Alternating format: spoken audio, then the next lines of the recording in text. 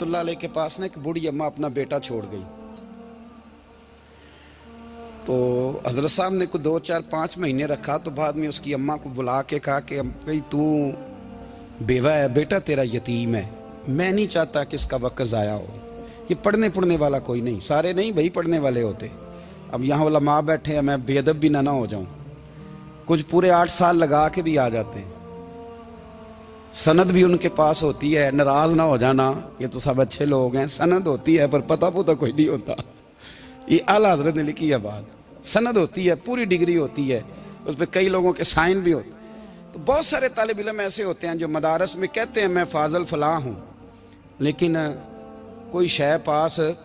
तो मौलाना सरदार अहमद साहब मुहद्दिस आज़म पाकिस्तान रहमतुल्लाह अलैह उस बूढ़ी को कहने लगे तेरा बेटा कुंद देना है, पढ़ना पढ़ाना इसने कुछ भी नहीं, तो यतीम बच्चा है, कल को तो कहेगी कि मेरे बेटे ने वक्त ज़ाया किया तो वापस ले जाओ। बूढ़ी अम्मा रोने लग गई, कहने लगी मैं पढ़ाने तो नहीं लाई थी, मैं तो आपको रब का वली समझती हूँ, मैं तो नौकरी कराने लाई थी, नौकरी। हजरत अनस बिन मालिक कहते हैं मेरी अम्मा भी हुजूर की बारगाह में दे गई थी।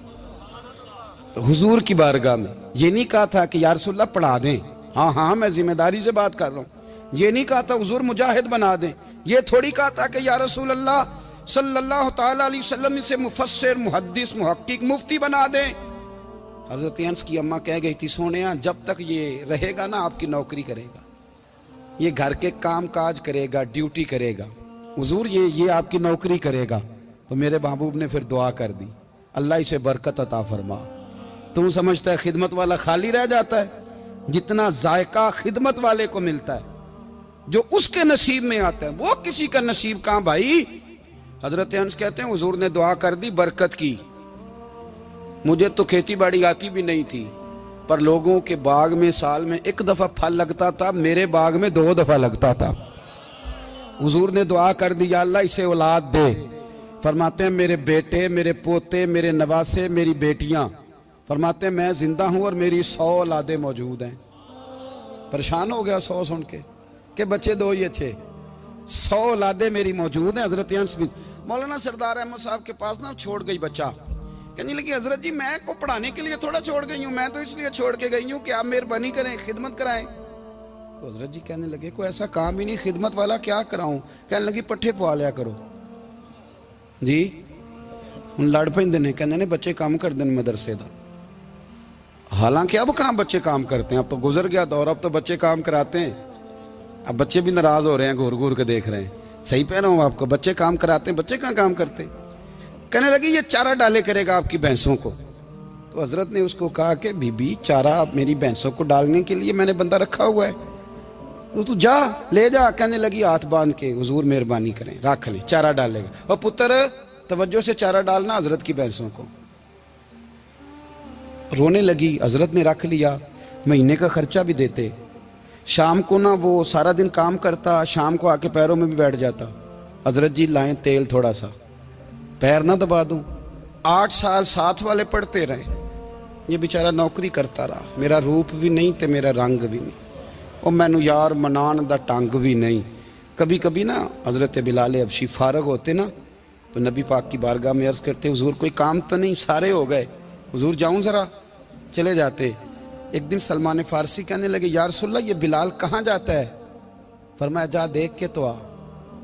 हजरत सलमान वापस आए तो आके रोने लगे, कहने लगे सोनिया जब यहाँ से जाता है ना तो जाके सैयदा फातिमा की चक्की पीसनी शुरू कर देता, बीबी साहबा के काम करने लगता है, घर में जाके स्नैन की ड्यूटी करता है, वहां भी काम यहाँ भी काम।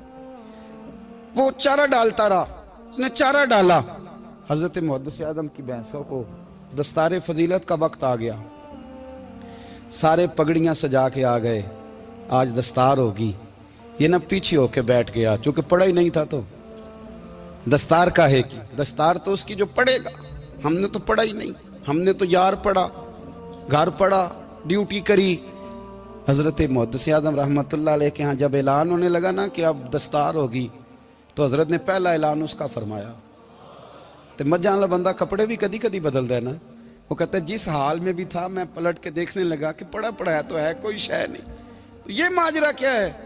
पीछे से उठ के आए तो کہتے ہیں باقیوں کی دستار کسی عالم نے کی, کسی صوفی نے کی, لیکن یہ بھینسوں کو چارہ ڈالنے والا جب آیا تو محدث اعظم نے فرمایا پگڑی کے بال کو کوئی ہاتھ نہ لگائے, یہ ساری دستار میں نے کرنی ہے.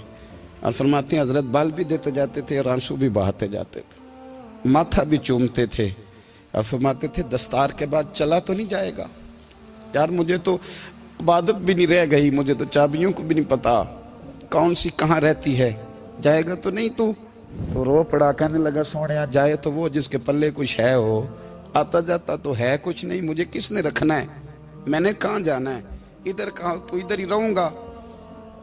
وہ اس طالب علم کے سارے استاد بھائی کہتے ہیں اس نے دستار کرائی, پڑھا پڑھایا کچھ نہیں, پر جو مسئلہ اڑ جاتا تھا نا, وہ جو اڑ جاتا تھا نا, وہ جا کے اس سے پوچھتے تھے تو کتابیں کھولنے کی ضرورت نہیں پڑتی تھی. حضرت ام سلمہ رضی اللہ تعالیٰ عنہ کہتی ہے میں نے عرض کی یا رسول اللہ صلی اللہ علیہ وسلم میری بچی بڑی بیمار ہے, تو مجھے کسی نے کہا ہے یہ تھوڑی سی نشے والی چیز ہے, یہ بنا کے تیار کر کے دو صحیح ہو جائے گی, بیمار ہے بچی تو یہ نشے والی چیز ہے, اس کو تیار کر کے دو, تھوڑا نشہ ہے. اگرچہ بعض, میں نے شروع میں کہا, بعض لوگ مریض کو, سخت مریض کو ایسی ادویات جو مجبوری بن جائے اس کی گنجائش اور اجازت دیتے ہیں. محتاط علماء تو اس میں بھی بہت ساری چیزیں پہلے بیان کرتے, لیکن اس نے کہا جی نرا نشہ دینا ہے شفا کے لیے. حضرت ام سلمہ کہتی ہے میرے نبی پاک نے میری طرف دیکھا, میری طرف, تو میں نے کہا یا رسول اللہ آپ کیا فرمانا چاہ رہے ہیں؟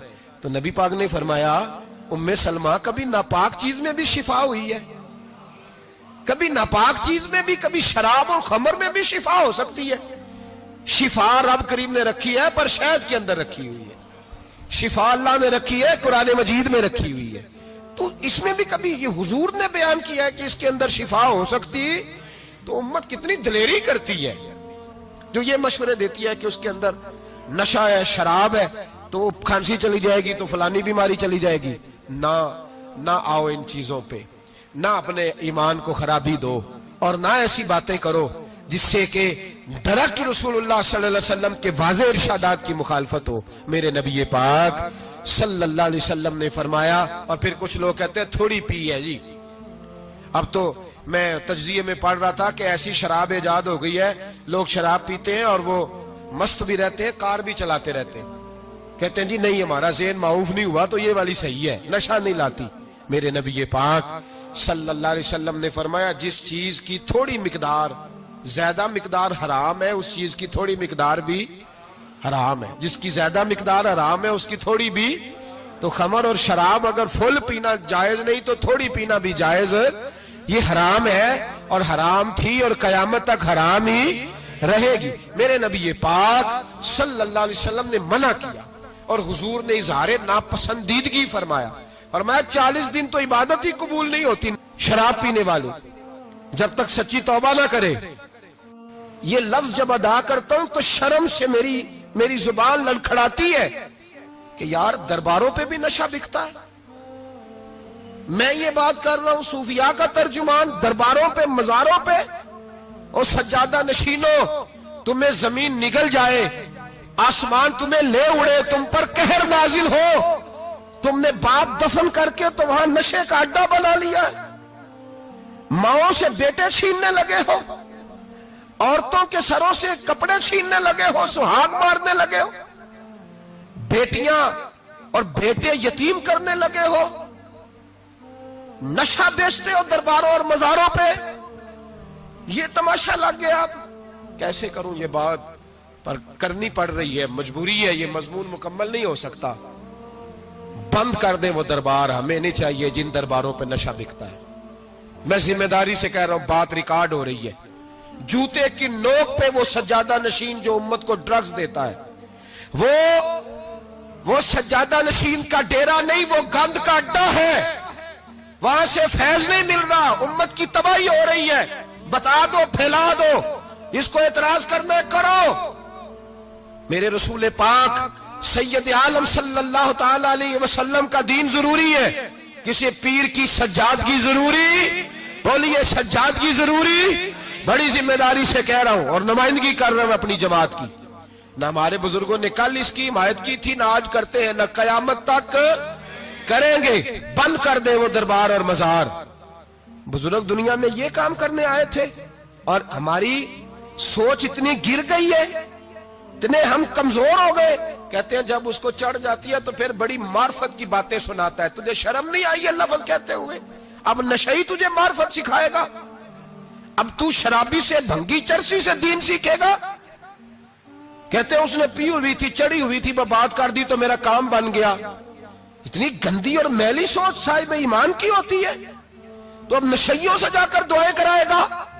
سن، میرے نبی پاک صلی اللہ علیہ وسلم نے فرمایا جو شراب پی لے، نشہ کر لے، اس کی تو 40 دن تک عبادت رب قبول نہیں فرماتا۔ تو کہتا چڑھی ہوئی تھی تو اس نے دعا کر دی، تجھے شرم ہی نہیں آئی بات کرتے؟ حیا ہی نہیں کیا تو نے جملہ بولتے؟ یہ کوئی تصوف اور طریقت ہے؟ جاؤ اٹھا کے لے جاؤ۔ ایسی کوئی تصوف اور طریقت ہمیں نہیں چاہیے، ہمیں وہ والی طریقت چاہیے جس میں خدا کے قرآن کی بات ہوتی ہے اور محمد مصطفیٰ کے فرمان کی بات ہوتی ہے صلی اللہ علیہ وسلم۔ تو بھائی یاد رکھو، یہ کوئی طریقہ نہیں۔ ایک مزار ہے، مجھے ایک صاحب کہنے لگے آ جائیں یہاں بھی فاتحہ پڑھیں۔ میں نے کہا یہاں کیا ہے؟ کہنے لگے تھے تو بابا جی نشہ بشا کرتے، پر اب سنا ہے لوگوں کی منتیں بڑی پوری ہوتی ہیں۔ مجھے جذبات بڑے کم آتے ہیں۔ میں نے اس آدمی کو گریبان سے پکڑ لیا، میں کہ ادھر ہٹ، وہ تو نشہ کرتا تھا اور تو جاتا تھا، تیری یہ کیسے طاقت ہوئی؟ تو نے مجھے مشورہ دے دیا، تو ہمیں کمزور سمجھتا ہے؟ ہم کمزور ایمان کے لوگ ہیں، اور میں یہاں تجھے کہوں گا نہیں نہیں میں یہاں نہیں جاتا، میں وہاں جاتا ہوں۔ بالکل کوئی لگی لپٹی بات نہیں، کھری بات۔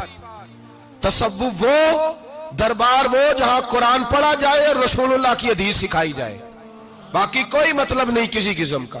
میں داتا صاحب کبھی جاؤں نا جلسہ کرنے کسی کام سے، کسی تقریب میں، تو میں داتا صاحب کے مزار پہ نہیں جاتا۔ میں کہتا ہوں یار یہ جرانہ نہیں کہ بندہ کسی کام آیا تھا تو فاتحہ پڑھ لی، واپس چلو، گکھڑ سے سپیشل آئیں گے داتا صاحب کے مزار پہ حاضری دیں۔ اور میرے سنگی گواہ ہیں کہ میں سپیشل ٹائم نکال کے بہت سارے کام چھوڑ کے سپیشل جاتا ہوں، اور میں مراد ماننے نہیں جاتا، میں داتا صاحب کا شکریہ ادا کر دے جاتا ہوں۔ میں ان سے کہتا ہوں حضور آپ کی مہربانی، آپ یہاں آئے تو ہمارے بڑے بھی رسول اللہ کے غلام بن گئے۔ میں تو سلام عقیدت پیش کرنے جاتا ہوں، ہم مزارات پر جانے کے قائل نہیں، بلکہ ہماری تو عقیدت کا درجہ ہی مکمل نہیں ہوتا جب تک ہم مزار پہ سلام نہ کریں۔